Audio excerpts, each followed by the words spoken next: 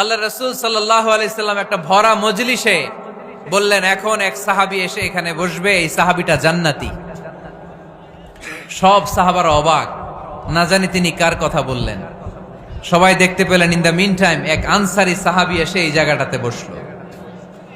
তার কয়েকদিন পরে আরেকটা ভরা মজলিসে আল্লাহ রাসূল বললেন, এখন এই মাত্র এক সাহাবী এসে এখানে বসবে, এই সাহাবীটা জান্নাতি।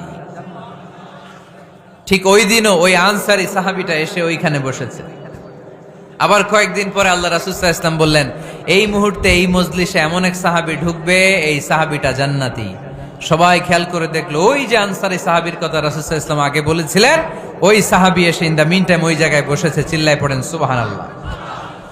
সব সাহাবীরা অবাক হয়ে গেলেন। ঘটনা কি? কি এমন গোপন আমল করে এই সাহাবী, যে গোপন আমলের কারণে তিনটা ভরা মজলিসে বিশ্বনবী এই সাহাবীকে বললেন জান্নাতি। সাইয়েদনা আব্দুল্লাহ ইবনে আমর ইবনুল আস গোপন তথ্য বের করার জন্য এই সাহাবীর বাড়িতে চলে যেয়ে সাহাবীকে সালাম দিয়ে বললেন, ও আনসারী সাহাবী, আমার বাবার সাথে আমার ঝগড়া হয়েছে, আমি 3 দিনের জন্য তোমার বাড়িতে মেহমান হতে চাই। কয়দিনের জন্য? 3 দিন। ওই আনসারী সাহাবী বলল, আহলান ওয়া সাহলান, খুশআমদেদ, আপনি আমার মেহমান হবেন, এটা তো আমার সৌভাগ্য। আসেন, থাকেন, এই ঘরে আমি থাকি, এই ঘরটা ফাঁকা, আপনি এখানে থাকেন। এবার আব্দুল্লাহ ইবনে আমর ইবনুল আস খেয়াল করলেন কোন গোপন আমল করে কিনা, কোন নেক আমল আছে কিনা এই সাহাবীর, যে কারণে 3বার বিশ্বনবী এই সাহাবীরে জান্নাতি বলেছে। 3 দিন টানা 3 দিন লক্ষ্য করার পরে সাইয়েদনা আব্দুল্লাহ ইবনে আমর ইবনুল আস এই সাহাবীর মধ্যে তেমন বিশেষ কোনো নেক আমল, গোপন আমল আর দেখতে পায় নাই। 3 দিন যখন শেষ, যাওয়ার পথে বলে, ভাই আসলে আমার আব্বার সাথে আমার তেমন কোনো ঝগড়া টগড়া হয় নাই, ঝগড়া টগড়া কিছু না, আমি বিশেষ একটা কারণে এসেছি। 3বার বিশ্বনবী তোমাকে জান্নাতি বলে ঘোষণা করেছে, আমি দেখার জন্য এসেছি যে তুমি কি আমল করো। কিন্তু আমি তো বিশেষ কোনো আমল দেখলাম না। নামাজের সময় নামাজ পড়ো, তাহাজ্জুদের সময় তাহাজ্জুদ পড়ো, কোরআন তেলাওয়াতের সময় কোরআন তেলাওয়াত করো, আমি যা ইবাদত করি তাই তো করো, বরং আমার চেয়ে আরো কম করো। কি এমন তোমার আমল যে আমলের কারণে বিশ্বনবী তোমারে জান্নাতি বলেছে? সাহাবীটাকে বলে, আব্দুল্লাহ, আমার জীবনে বিশেষ কোনো আমল নাই, এমন কোন আমল আমি আমার জীবনে করি নাই যে আমলের কারণে বিশ্বনবী আমারে জান্নাতি বলে ঘোষণা দিতে পারে।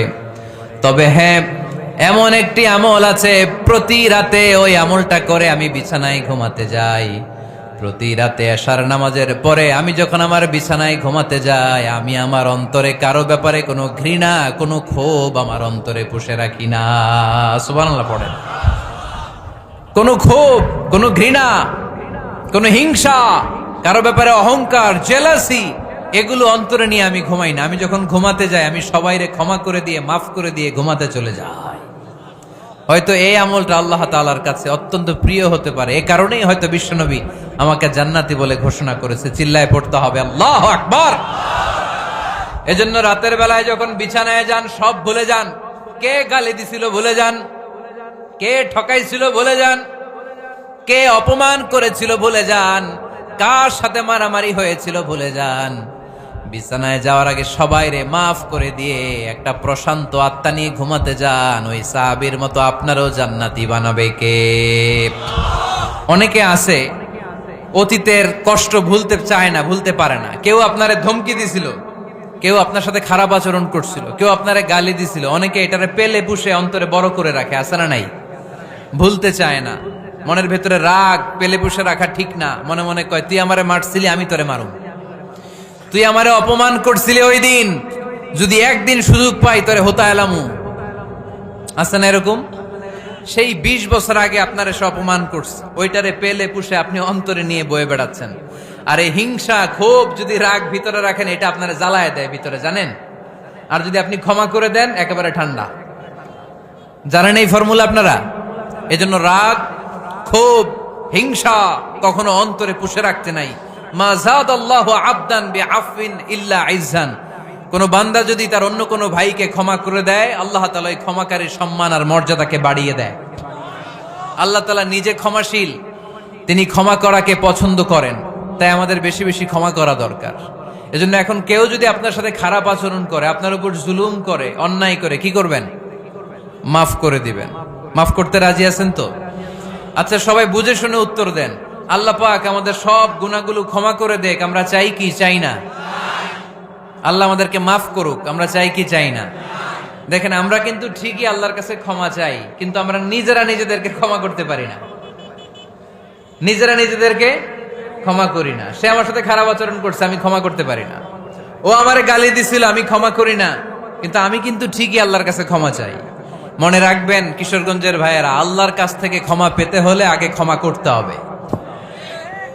ঠিক কিনা বলেন? আল্লাহর কাছ থেকে ক্ষমা পেতে হলে আগে কি করতে হবে? ক্ষমা করে দিতে হবে। ইন্নাল্লাহা আল্লাহুম্মা ইন্নাকা আফুন তুহিব্বুল আফওয়া ফাআফু আন্নি। হে আল্লাহ, আপনি ক্ষমাশীল, আপনি ক্ষমা করাকে পছন্দ করেন। আল্লাহ, আপনি আমাকে ক্ষমা করে দেন। কদরের রাত্রে আমরা এই দোয়া করি না যে আল্লাহ আপনি ক্ষমাশীল, আল্লাহ আপনি ক্ষমা করাকে পছন্দ করেন, আল্লাহ আপনি আমাকে ক্ষমা করে দেন। আল্লাহর কাছে আমরা ক্ষমা চাই, কিন্তু আমরা নিজেরা নিজেদেরকে ক্ষমা করতে পারি না। আপনি যদি মুত্তাকি হতে চান, আগে মানুষকে ক্ষমা করতে হবে। রাজি আছেন তো? আল্লাহ রাসূল সাল্লাল্লাহু আলাইহি ওয়াসাল্লাম যে কোনো পরিস্থিতিতে, যে কোনো অত্যাচারের বিপরীতে তিনি ক্ষমা করে দিতেন। সুবহানাল্লাহ পড়েন। আপনারা ওঠা বসা করতেছেন কেন? দোয়া করে দেই না? এখনই দোয়া হয়ে যাবে, বসেন।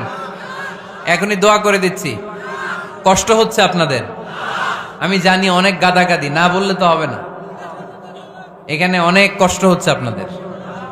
মুত্তাকিদের 5টা বৈশিষ্ট্যের কথা বলেছিলাম, কয়টা? 1 নম্বরে দান করে, 2 নম্বরে রাগকে কমায়, 3 নম্বরে কি করে দেয়? ক্ষমা করে দেয়, মাফ করে দেয়। এজন্য মাফ করার বৈশিষ্ট্য অর্জন করতে হবে প্রিয় ভাইরা। আমরা অনেকেই অন্যের ব্যাপারে অনেক তিক্ত অভিজ্ঞতা, আমারে গালি দিছিল, আমারে ঠকাইছিল, এগুলো ভুলতে পারি না। আছে না নাই? এগুলো ভুলে যান। ভুললে দেখবেন সব ঠান্ডা, হৃদয়টা ঠান্ডা। এবং এটা গবেষণায় প্রমাণিত হয়েছে, যারা অন্যকে ক্ষমা করে দেয় এদের রাতের ঘুম ভালো হয়।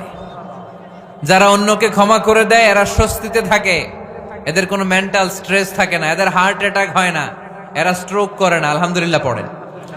এজন্য আল্লাহ বললেন, আল্লাযীনা ইউনফিকুনা ফিস সাররাই ওয়াদ দাররাই ওয়াল কাযিমিনাল গায়যা ওয়াল আফিনা আনিন নাস ওয়াল্লাহু ইউহিব্বুল মুহসিনিন।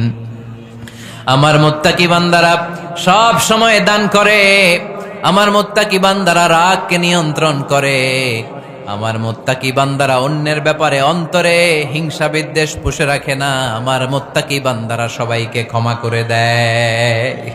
সুবহানাল্লাহ পড়েন।